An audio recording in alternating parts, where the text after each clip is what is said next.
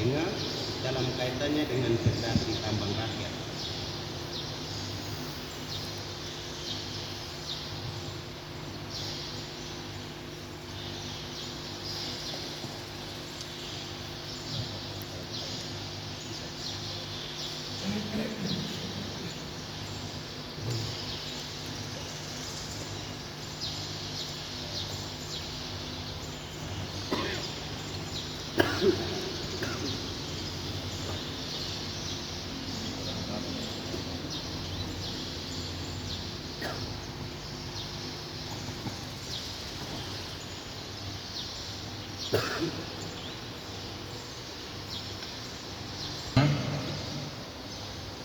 Mungkin sebelum saya memaparkan materi, saya akan memperkenalkan diri dulu. Jadi nama saya itu Fred James Porai. Saya itu lahir di Pulau Nau, Suri 18 Februari tahun 67. Pendidikan saya, S1 saya di Manajemen Unjen, Jayapura. S2 saya di Universitas Pajajaran. Saya ambil ilmu pengembangan kewilayahan, pertambangan, dan sumber daya mineral.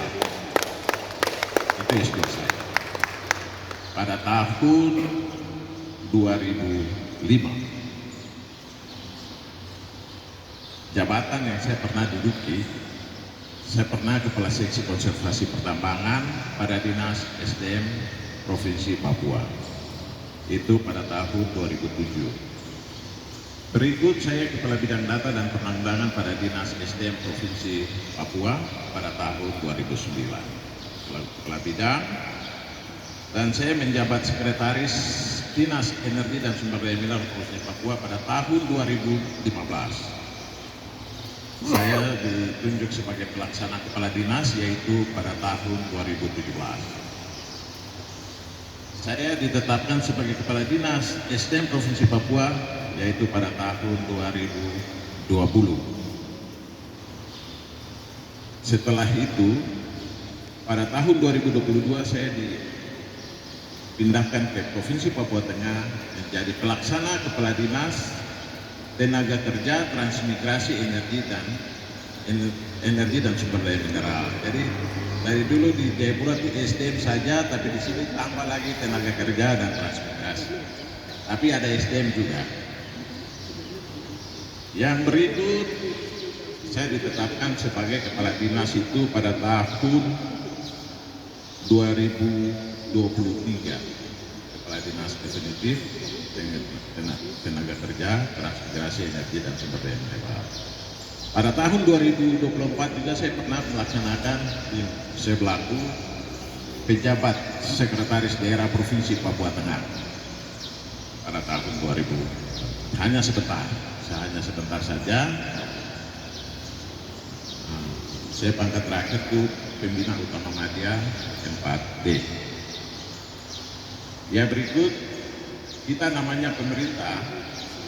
Kami tetap setiap mempresentasikan sesuatu tetap mengacu kepada visi misi gubernur, karena kami pemerintah, yaitu bahwa visi misi gubernur yaitu mewujudkan Papua Tengah emas, adil, berdaya saing, bermartabat, harmonis, maju, dan berkelanjutan. Itulah yang kami kerjakan. Beberapa misi penting yang kami lakukan di dalam dinas kami, itu salah satunya poin pertama dari 7 poin itu kita mengembangkan potensi individu dan komunitas melalui pendidikan, pelatihan, dan penelitian. Karena dinas tenaga kerja itu ada kelas-kelas vokasi yang kami dididik bagi kita punya orang Papua. Jadi keterampilan untuk di dunia kerja. Yang berikut itu mengembangkan potensi sumber daya alam dan sumber daya manusia yang ada dengan mengedepankan prinsip-prinsip keadilan dan kesetaraan. Itu tugas-tugas kami. Yang berikut ada di bawah lagi, ada tugas kami adalah melestarikan kekayaan adat, budaya, dan kearifan lokal sebagai fondasi ketahanan sosial yang mantap mendorong pengelolaan sumber daya alam yang bertanggung jawab dan berkelanjutan. Yang berikut, meningkatkan aksesibilitas infrastruktur wilayah sebagai pilar utama melalui pembangunan jaringan transportasi dan komunikasi yang lebih baik dan merata. Itu jaringan kita di sini tuh menyangkut infrastruktur, itu menyangkut tenaga listrikan. Jadi kami juga ditugaskan untuk melakukan penelitian terhadap program-program energi baru terbarukan. Yang berikut adalah meningkatkan kualitas sarana dan prasarana yang ramah lingkungan melalui pemanfaatan teknologi hijau dan inovasi lokal dengan memprioritaskan pembangunan di daerah tertinggal atau pinggiran dan terisolir. Itu tugas-tugas kami. Dan misi yang kita laksanakan ini tetap kita mengacu kepada berikut, yaitu program Papua Tengah Terang. Itu programnya kami. Jadi moto kami tegaskan. Dengan basis kita hanya ada di infrastruktur ekonomi. Kita ada di situ. Dua poin itu, termasuk pendidikan juga, karena kita ada sekolah-sekolah vokasi kita didik kita punya Papua. Yang berikut, wilayah administrasi, saya pikir kita semua sudah tahu, saya langsung masuk ke dalam masalah, yaitu bahwa untuk melaksanakan kegiatan pertambangan di Provinsi Papua Tengah ataupun di Indonesia, kita tetap mengacu kepada Undang-Undang Dasar 1945 Pasal 33 poin yang dibunyi begini: bumi, air, dan kekayaan yang ada di dalamnya dikuasai oleh negara untuk kemakmuran rakyat. Dengan kata itu maka akan lahir undang-undang di bawahnya. Akan lahir undang-undang pemerintah, Undang-Undang Nomor 4 Tahun 2009 tentang pertambangan mineral dan batu bara, sebagaimana telah beberapa kali diubah terakhir dengan Undang-Undang Nomor 2 Tahun 2025 tentang perubahan keempat atas Undang-Undang Nomor 4 Tahun 2009 tentang pertambangan mineral dan batu bara.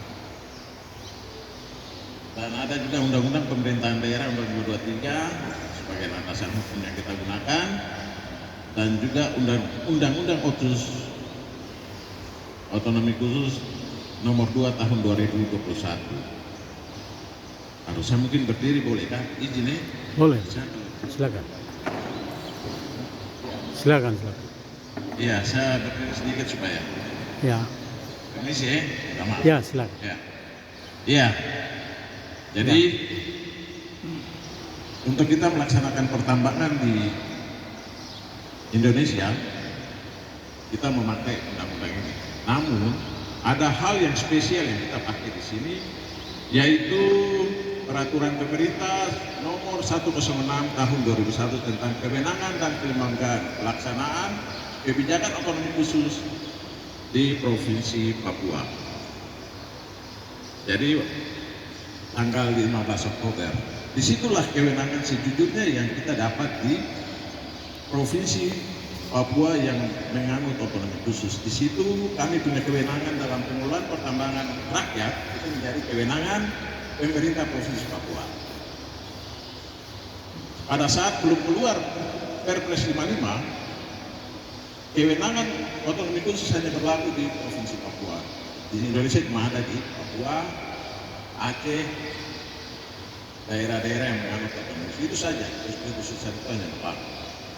Namun dengan lahirnya Peraturan Presiden Nomor 55 Tahun 2000 tentang pendelegasian pemberian presiden berusaha di bidang pertambangan dan batu bara, maka pertambangan rakyat di seluruh Indonesia sama. Kita sudah tidak punya kekhususan. Artinya bahwa kita sama saja. Itu yang mungkin tadi Pak Celsius ada singgung sedikit dengan PP 39. PP 39 tahun 2025 justru lebih lain lagi. Dia menarik kewenangan yang ada di provinsi, yang ada di daerah menjadi kewenangan pusat. Itu lebih ini lagi. Jadi semua kembali ke pusat, termasuk pertambangan rakyat. Yang ada di daerah hanya izin batuan atau dulu dengan golongan C. Nah, itu yang ada di daerah. Begitupun keputusan Presiden nomor 1 tentang pedoman penyelenggaraan izin pertambangan rakyat. Berikut. Jadi pengertian pertambangan rakyat adalah satu usaha pertambangan mineral yang dilakukan oleh rakyat dalam wilayah dan skala investasi terbatas dengan penggunaan alat-alat sederhana. Jadi tidak pakai alat berat, tidak boleh hanya pakai alat sederhana, tidak boleh ada peralatan mekanik, tidak boleh teman di depan. Pertambangan rakyat bertujuan memberikan kesempatan kepada rakyat setempat dalam mengusahakan komoditas tambang untuk turut serta membangun negara di bidang pertambangan dengan bimbingan pemerintah. Pertambangan rakyat hanya dilakukan oleh rakyat setempat yang memegang izin pertambangan rakyat. Ya, berikut. Ini batas waktu 15 menit, jadi harus gas-gas gitu. Oh, ini sudah terakhir. Jadi prinsip dasar pertambangan rakyat adalah diberikan khusus kepada masyarakat setempat untuk dapat memenuhi kebutuhan sehari-hari. Yang kedua, dilakukan dengan penggunaan peralatan sederhana non mekanis. Tidak menggunakan larutan kimia, tidak menggunakan bahan peledak, tidak menggunakan alat berat, menggunakan modal yang sekecil mungkin. Nah, itu prinsip-prinsip dasar dari pertambangan rakyat. Berikut. Wilayah pertambangan rakyat. Wilayah pertambangan itu mungkin tadi pas siapa ada singgung masalah wilayah pertambangan. Wilayah pertambangan itu terdiri dari adanya wilayah usaha pertambangan, adanya wilayah pertambangan rakyat, wilayah pencadangan negara, dan wilayah usaha pertambangan khusus. Jadi ada empat di dalam wilayah pertambangan itu ada 4 wilayah yang ditetapkan di dalam. Itu berdasarkan Undang-Undang Nomor 3 Tahun 2020 Pasal 9. Yang berikut, kegiatan pertambangan rakyat dilaksanakan dalam suatu wilayah pertambangan dalam WPR. Itu tidak boleh dilakukan di luar wilayah itu. WPR, wilayah pertambangan rakyat, bukan merupakan wilayah komersial, berbeda dengan wilayah usaha pertambangan dan wilayah pencadangan negara. Ini agak berbeda. Nanti saya diskusi. Pemberian WPR diprioritaskan kepada masyarakat setempat, perseorangan atau koperasi sesuai dengan Undang-Undang Nomor 3 Tahun 2020. WPR tidak boleh tumpang tindih dengan wilayah usaha pertambangan, wilayah pencadangan negara, dan wilayah usaha pertambangan khusus. Saya singkat-singkat saya nanti. Ini gambaran, saya kasih gambaran. Jadi kalau kita namanya wilayah usaha pertambangan, dia akan keluar seperti wilayah ini usaha pertambangan.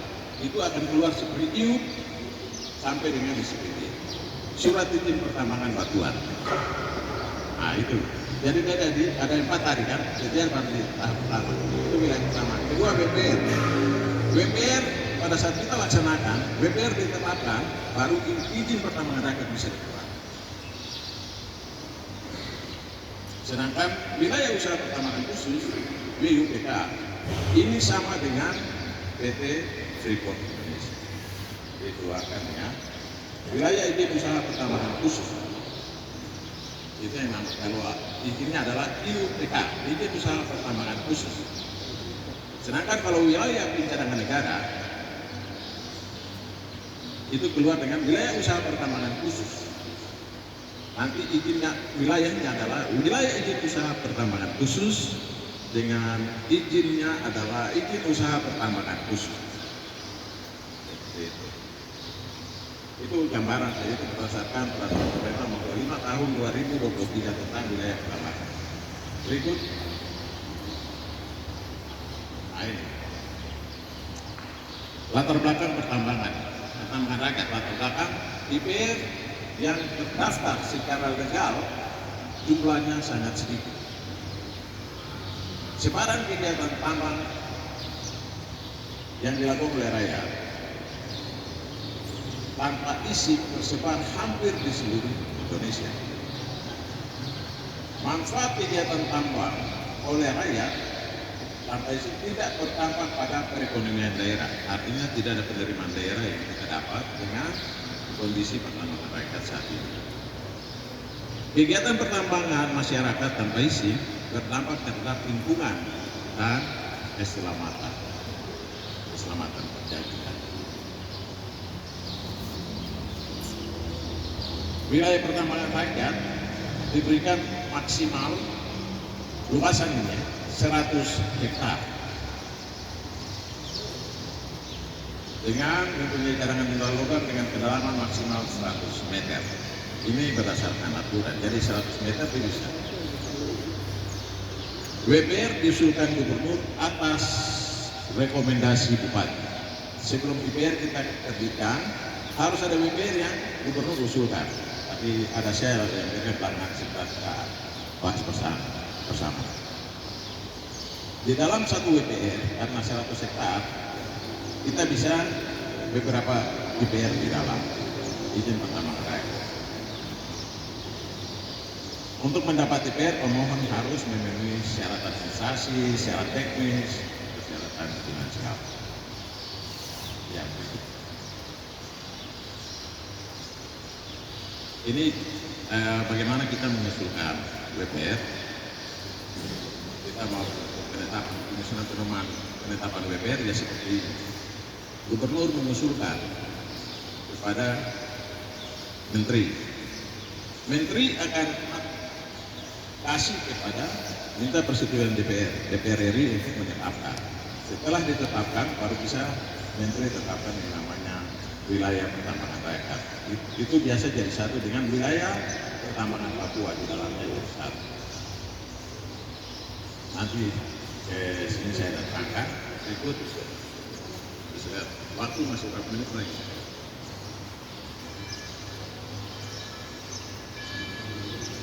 Ya. Ini keputusan Menteri EDM nomor 174 pedoman penyelenggaraan pertambangan rakyat. Kita berbicara ini polanya, tapi jelas ini masuk di yang menerbitkan itu bukan dinas kan, bukan dinas SDM. Yang keluarkan izin adalah PTSP, perizinan terpadu satu badan penanaman modal dan perizinan terpadu satu. Ini prosesnya. Bagaimana proses untuk diterbitkannya suatu izin pertambangan rakyat. Berikut.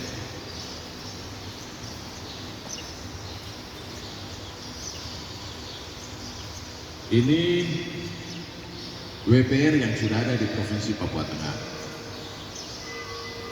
Ini sudah terbit ini pada tahun itu, tahun 1998. Itu Provinsi Papua Tengah belum terbentuk.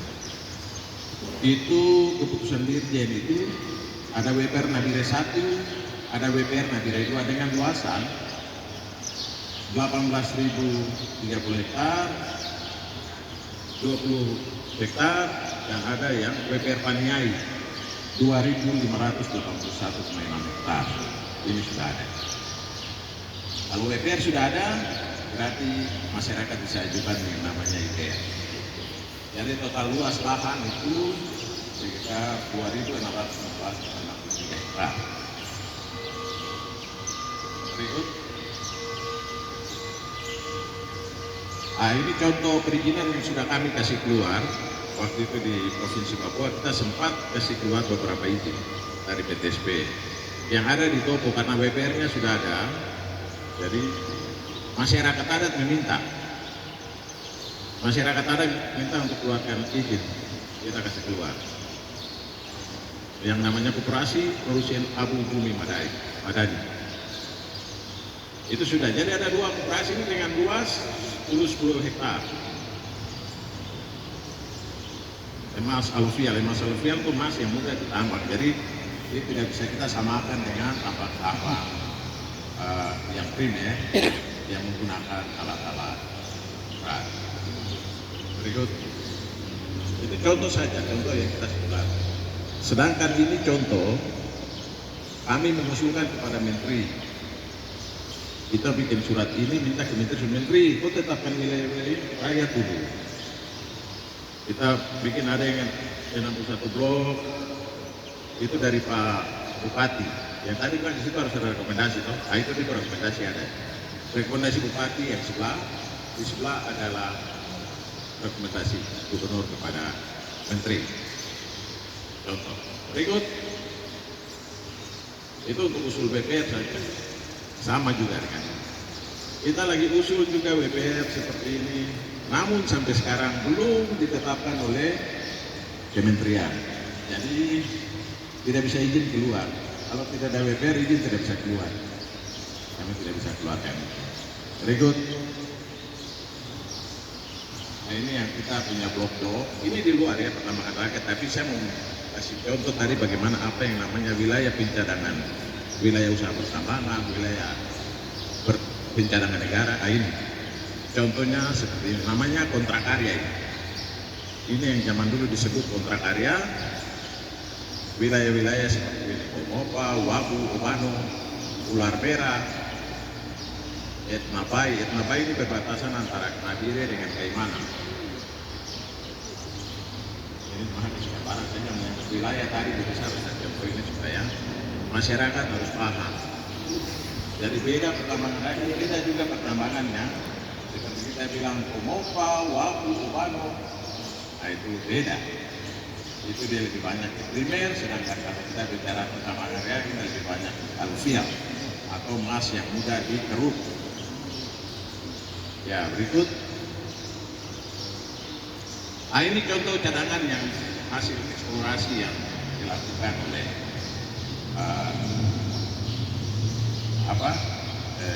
Nabire Bakti Mining zaman itu.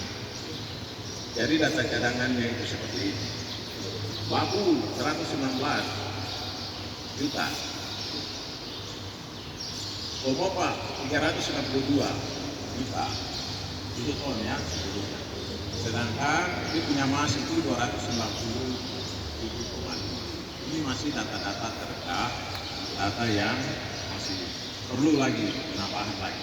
Sedangkan 5 yang merah itu tandanya bahwa mereka sudah bisa ditindaklanjuti. Yang warna merah itu sudah bisa, cuma memerlukan waktu yang mungkin cukup panjang.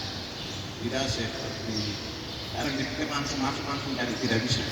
Pertambangan ini namanya mining is gaming. Jadi investasi besar, ada modal, teknologi tinggi. Jadi tidak bisa tiba-tiba seperti tambang rakyat tadi. Beda jauh sekali. Ya, tapi inilah kita punya cadangan untuk Provinsi Papua Tengah. Cuma di situ kita ada kasih masuk ular merah. Ular merah ini di atas Warope. Ya, dia ada di atas Warope. Jadi kita tidak. Tapi karena datanya sudah ada kita. Ya, berikut. Nah, ini contoh yang namanya keputusan Menteri tentang wilayah pertambangan akan ditetapkan seperti ini. Wilayah pertambangan di dalamnya ada wilayah pertambangan rakyat. Harus ada ini baru kita bisa keluarkan. Berikut. Nah, ini juga wilayah pertambangan Provinsi Papua, tapi untuk tahun Papua Tengah di 2022 yang Provinsi Papua ya. Ini sudah ada WPR, jadi kita bisa lanjutkan. Berikut. Permasalahan di pertambangan rakyat. Tidak memiliki izin pertambangan. Tidak ada kontribusi pendapatan asli daerah terhadap pemerintah. Belum penetapan wilayah pertambangan rakyat, namun kegiatan tambang sudah dilaksanakan. Ini masalah yang kami hadapi. Kegiatan penambangan rakyat telah menimbulkan banyak permasalahan dan juga mengalami kerugian, baik bagi pemerintah daerah, lingkungan maupun bagi para penambang itu sendiri. Yang berikut, gangguan sosial antara lain terjadinya kerusuhan di wilayah pertambangan rakyat, menyusul berkembangnya budaya premanisme, perjudian, prostitusi, dan kemerosotan moral lainnya. Yang berikut, lingkungan hidup pasti rusak. Yang berikut, masyarakat setempat tidak mendapat kontribusi langsung. Dan yang kami tidak bisa lakukan, tidak dapat dilakukannya pengendalian penduduk. Jadi penduduk dari mana saja akan masuk. Karena di mana ada gula di situ pasti ada semut. Ya seperti itulah. Berikut pemecahan masalah. Supaya bisa pecahkan masalah, kita perlu penetapan perda tambang rakyat. Itu kita minta supaya ditetapkan. Yang berikut, kita harus bisa menginventarisir masyarakat adat. Itu dilakukan dengan cara pemetaan batas-batas wilayah adat. Kita harus inventaris terbaik. Supaya kita bisa tahu, ini siapa punya, kita mau kasih keluar izin, siapa punya tempat. Itu harus marga setempat yang punya. Penetapan wilayah pertambangan rakyat dan penerbitan DPR kepada masyarakat adat. Kenapa kita harus kasih seperti ini? Jadi seperti tadi kita bilang di Topo, pas itu di keluarga Madai.